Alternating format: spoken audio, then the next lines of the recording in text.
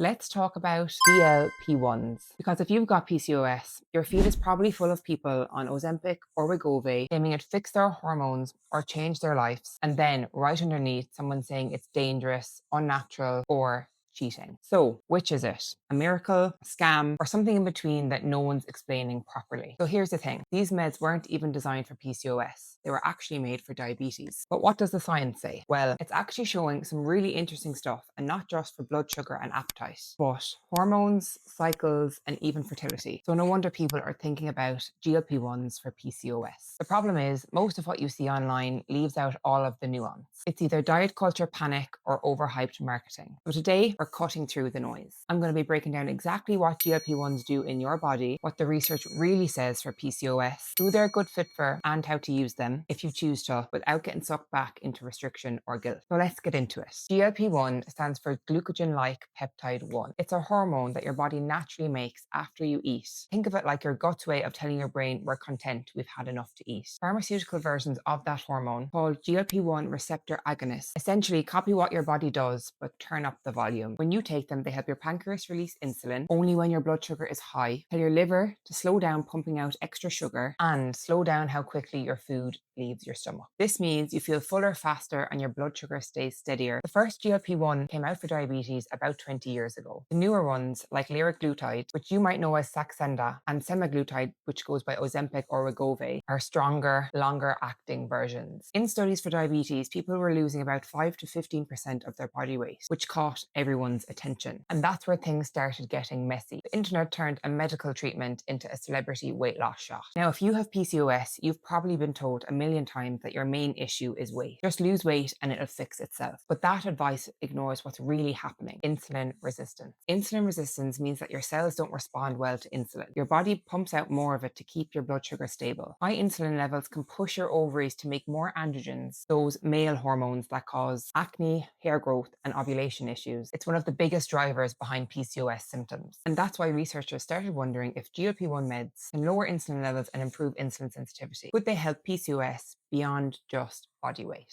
Early studies say yes, at least partly. So let's break it down. Women with PCOS that use GLP-1s for several months saw clear improvements for blood markers of insulin resistance, things like fasting insulin and HOMA-IR scores. One 2025 meta-analysis even found GLP-1s were more effective than metformin for reducing insulin sensitivity and reducing waist circumference. But here's the part that surprised a lot of people. Those metabolic changes often led to hormonal improvements too. In some studies, total testosterone went down, the protein that binds and tames those hormones went up, and cycles started to regulate. No, it's not a magic fix. You don't wake up with crystal clear skin overnight. But after a few months, some people reported reduced acne and slower hair growth. And when your hormones balance out, ovulation becomes more reliable. In fact, one analysis that compared GLP-1s to metformin found almost double the rate of spontaneous pregnancies in the GLP-1 group. Double. That's a ripple effect of better insulin control. Now, let's pause because there is a catch. These studies were short. Most lasted 3 to 6 months and usually involved people in larger bodies. We don't have as much data yet on long-term use in younger, non-diabetic women with PCOS. So while the early evidence looks promising, it's not a green light for everyone. Here's another key thing that people don't talk about enough. When you stop taking GLP-1s, your appetite comes back because the hormone effect stops as soon as the medication does. That doesn't mean that everything that you gained, better blood sugars, regular cycles, vanish overnight. But without support, some benefits can fade. That's why pairing medication with solid nutrition, strength training, and stress care matters so much. Those are the things that keep your metabolism steady once you come off it. Now, let's talk safety, because the side effect stories are everywhere. The most common issues are nausea, vomiting, diarrhea, and constipation, and general uncomfortable stomach symptoms. These can happen because the drug slows down on how quickly your stomach empties. For most people, it's temporary, especially if the dose increases gradually. Rare but serious problems like pancreatitis or gallbladder issues can happen. So if you have a history of those those, it's usually a no-go. There's also a theoretical risk of thyroid tumors based on animal studies. So doctors avoid it if you have a personal or family history of medullary thyroid cancer. And yes, the UK's medicine regulator has recorded a small number of deaths linked to GLP-1 drugs, 82 cases at last count.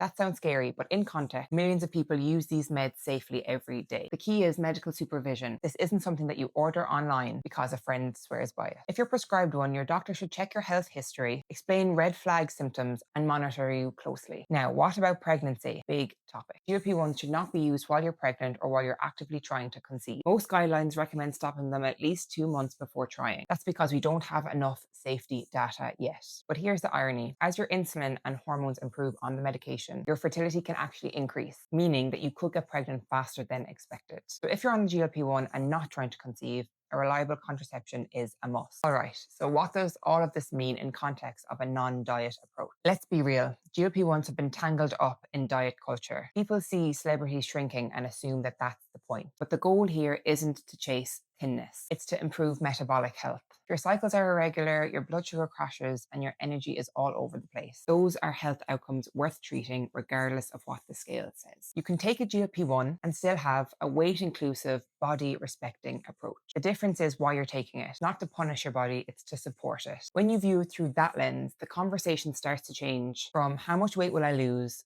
to how can I use this tool safely while protecting my muscle, nutrition, and mental health. So, who might actually consider a GLP-1? Usually it's someone with significant insulin resistance or metabolic complications. Think prediabetes, very high fasting insulin, or severe carb cravings and fatigue that haven't improved with lifestyle changes or metformin. In the UK, these meds are offered through specialist clinics, mostly for people with a BMI over 35 with related conditions. Private prescriptions exist, but they can cost a few £100s per month. And even then, your prescriber should make sure that you are monitored, blood tests, and proper support. All right, let's move into something a little bit more practical. Let's say you're on a GLP-1. How do you take care of yourself when your appetite and digestion are changing? First, protect your nutrition. Because these drugs make you feel full quickly, it's easy to accidentally undereat. That might sound like a plus, but long term, it can lead to fatigue, muscle loss, and nutrient gaps. Start by keeping meals regular, even if you're not hungry. Smaller portions more often usually works better. Think of it like giving your body gentle reminders to eat.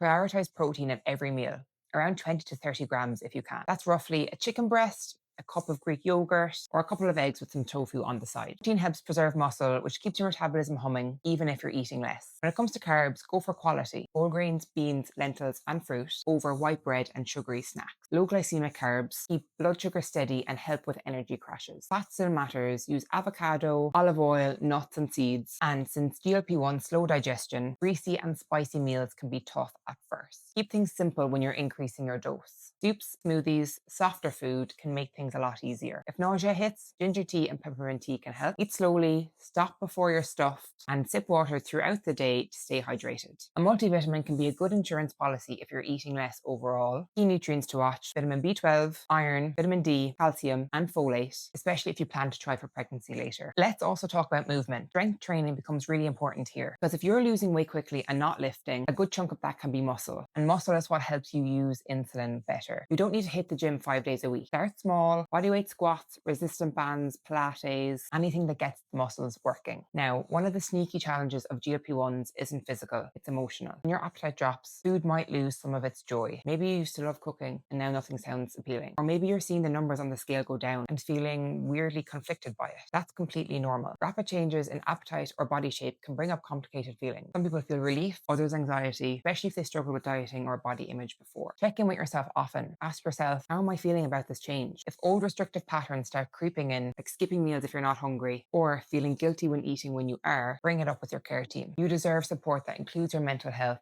not just your lab results. All right, let's zoom out for a second. Here's the bigger picture.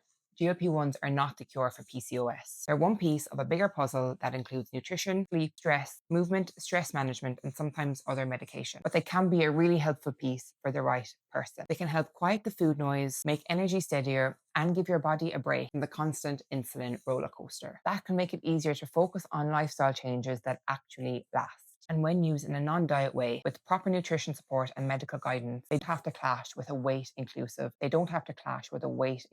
approach. It all comes back to autonomy. You get to choose what tools feel right for you. If you're considering them, talk to your GP or endocrinologist about your individual situation. Bring questions about side effects, fertility plans, and how to support your nutrition while on them. So maybe the real headline isn't miracle or scam. Maybe it's a promising option when used with care. Because at the end of the day, managing PCOS isn't about chasing the smallest version of yourself. It's about finding the version that actually feels good living in your body. And if you want to go deeper into how to regulate your cycles and manage your PCOS symptoms, watch the next video popping up on the screen now.